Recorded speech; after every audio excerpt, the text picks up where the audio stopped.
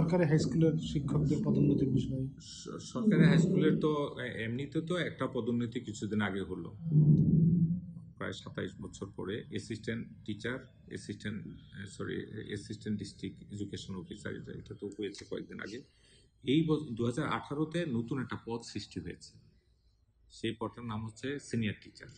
এটি এই প্রথম, এবং ওখানে লেখা আছে যে যেসব শিক্ষকদের 8 বছর চাকরি হয়েছে, অভিজ্ঞতা হয়েছে, এবং এইটা এবং এদের 50%, মানে টোটাল শিক্ষকের, সহকারী শিক্ষকদের 50%। কোন 50%? যাদের ইতিমধ্যে 8 বছর অভিজ্ঞতা হয়েছে। এটার প্রায় 27,000 এসিআর, এগুলো সব মোটামুটি দেখা হয়েছে।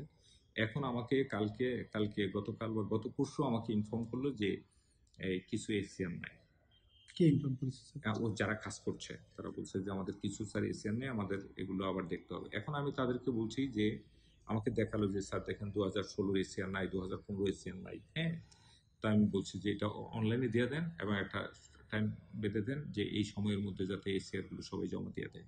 এটার সংখ্যাটা খুব কম না, এসিআর নাই বিভিন্ন, হয়তো 2 বছরের এসিআর আছে, 3 বছরের নাই, বা 3 বছরের আছে 2 বছর নাই, এরকম কিছু ঘটনা আছে। সিনিয়র টিচার কতজন হতে পারেন?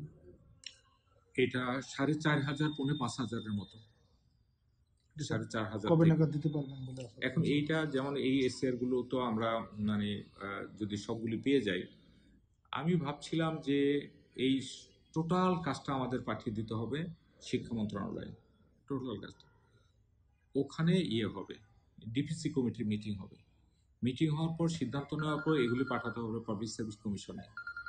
পাবলিক সার্ভিস কমিশনে কত সময় নেবে? তো অনেক অনেক বড় কাজ, তো অনেক বড় কাজ। এখন পাবলিক সার্ভিস কমিশনে কতটা সময় নেবে?